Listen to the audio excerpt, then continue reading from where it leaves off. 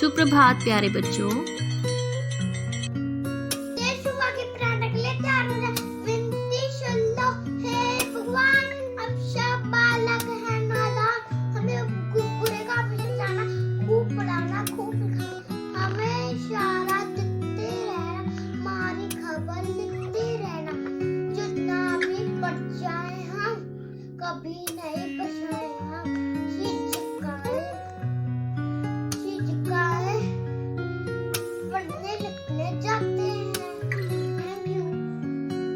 बच्चों, आज कौन सा दिन है? आज है गुरुवार यानी थर्सडे और आज की तिथि है 27 जनवरी 2022।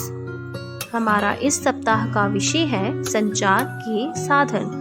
दो या अधिक स्थानों या व्यक्तियों के बीच संबंध स्थापित करने के साधन। ये है एक रेडियो। रेडियो हमें समाचार सुनाने में मदद करता है और इसमें हमें तरह तरह के गाने भी सुनाई देते हैं। रेडियो की मदद से हम देश दुनिया की खबरें जान सकते हैं। ये है एक टीवी।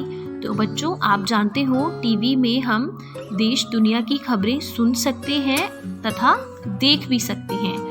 और जैसे कि आप सब जानते हो, अभी आधुनिक समय में टीवी की जगह किसने ले ली है? बड़ी बड़ी एलईडी में, जिससे हम अपने घरों में बैठकर पूरी दुनिया की खबरें सुन सकते हैं और देख भी सकते हैं।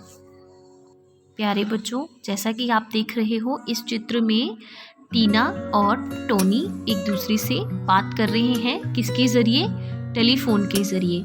टेलीफोन वो संचार का साधन है जिसमें हम हमारे दूर दराज के रिश्तेदारों से, अपने दोस्तों से अपनी मन की बात बताते हैं। बदलते समय के साथ टेलीफोन की जगह मोबाइल फोन ने ले ली है। मोबाइल फोन टेलीफोन से कई गुना ज़्यादा बेहतर है। मोबाइल फोन को हम एक जगह से दूसरी जगह पर भी लेकर जा सकते हैं और इसमें हम तरह तरह की देश दुनिया की खबरें भी जान सकते हैं। हमारा इस सप्ताह का विचार है संचार वही है जो एक टीम को मजबूत बनाता है।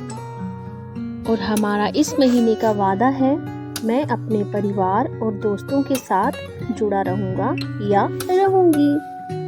और हमारा इस महीने का रंग है गुलाबी। प्यारे बच्चों, जैसा आप सब जानते हो कि आज गुरुवार है, तो मैं अब आपको सुनाऊंगी एक कहानी। एक बार एक जंगल में दो हिरन घूम रहे थे। तभी वहाँ पे एक राजा था अपने सैनिकों के साथ। राजा उन हिरन के पीछे दौड़ता दौड़ता कहीं दूर चला गया।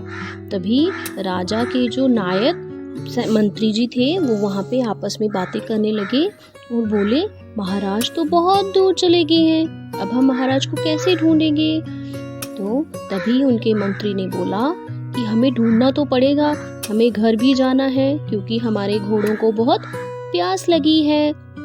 तो तभी तीनों ने सोचा कि हम क्या करेंगे, राजा जी को ढूंढने निकल पड़ते हैं। तो तीनों अलग अलग दिशाओं में निकल गए।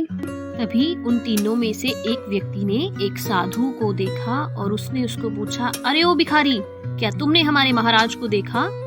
तो उसने बोला, साधु बोला, नहीं पुत्र, मैं तो अंधा हूँ, मैं कैसे किसी को देख सकता हूँ?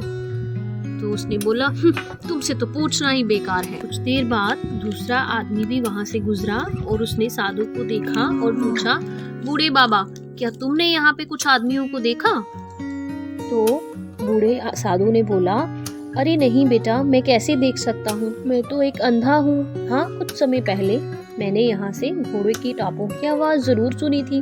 तो इस पर उस व्यक्ति ने बोला, अरे तुमसे तो पूछना ही बेकार है, और वहाँ से वो चला गया। तभी वहाँ पे एक और आदमी गुजरा और उसने पूछा, अरे ओ साधु जी, क्या आपने हमारे महाराज को देखा?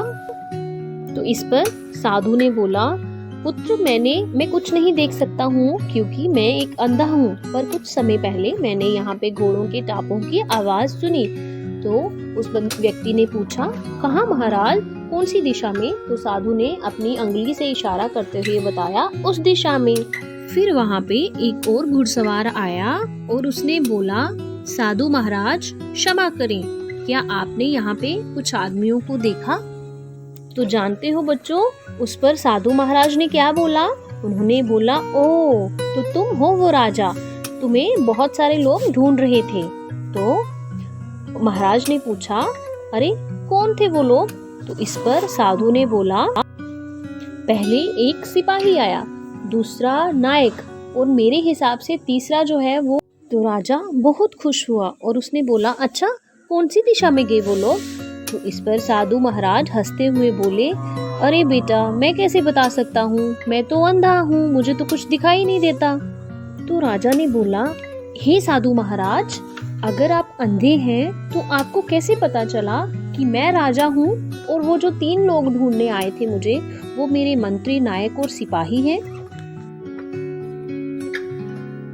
तो इस पर साधु जी ने बोला, भाषा से व्यक्ति की भाषा बताती है कि वो राजा है, सिपाही है, नायक है या फिर प्रधान है। और किसी व्यक्ति को जानने के लिए हमें आंखों की जरूरत नहीं होती, हमारे कान ही काफी होते हैं। समझे क्या? तो राजा ने बोला, मैं कुछ समझा नहीं महाराज। तो इस पर साधु ने बोला कि पहले व्यक्ति ने मुझे संबोधित किया, वो जरूर तुम्हारी राज्य का सिपाही होगा। दूसरा व्यक्ति थोड़ा बेहतर था, उसने मुझसे प्रश्न पूछा, वो जरूर तुम्हारे राज्य का नायक होगा। तो साधु ने बोला, राजन जब आप आए तो आपकी भाषा ने आपका परिचय दिया, आपने मुझसे अनुरोध किया, तो मुझे यकीन हो गया कि आप ही राजा हैं। तो देखा बच्चों आपने, कोई राजा हो, मंत्री हो या फिर साधु, वो अपना परिचय खुद देता है। किसके द्वारा? अपनी भाषा के द्वारा। धन्यवाद प्यारे बच्चों।